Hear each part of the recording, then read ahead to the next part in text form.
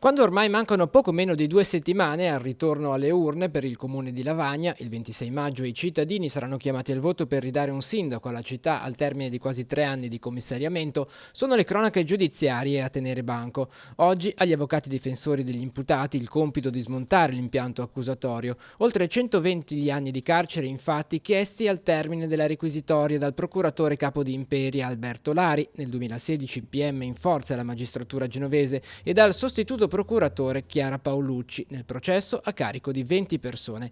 Le indagini, partite quasi casualmente dal sequestro di alcune armi in Val Fontana Buona, avevano portato a scoprire una vera e propria locale dell''ndrangheta lavagnese, collegata alla casa madre in Calabria e che dava accoglienza ai familiari dei detenuti in Liguria o in Piemonte quando dal sud arrivavano al nord, o ancora organizzava i viaggi dalla Liguria verso la Calabria degli affiliati con i soldi da dare per provvedere al sostentamento dei familiari dei carcerati.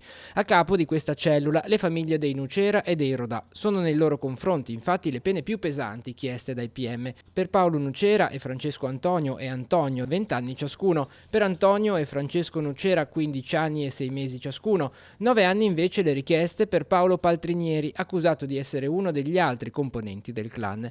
Ed è poi la parte politica che va a rimpinguare il quadro accusatorio. Secondo i giudici, l'ex sindaco Giuseppe Sanguinetti sarebbe stato eletto proprio con i voti del clan in cambio di favori, dalla gestione dei rifiuti a quella degli stabilimenti balneari abusivi. Nei suoi confronti sono stati chiesti 4 anni e 6 mesi. Per il suo vice, Luigi Barbieri, chiesti invece 2 anni e 4 mesi, mentre all'ex consigliere comunale Massimo Talerico sono stati chiesti 3 anni e 2 mesi. Le accuse anche in questo caso sono quelle di abuso d'ufficio e voto di scambio. A manovrare tutto, però, sempre secondo gli inquirenti, era Gabriella Mondello, ex sindaco di Lavagna per 24 anni, poi eletta in Parlamento con il PDL prima di passare all'UDC.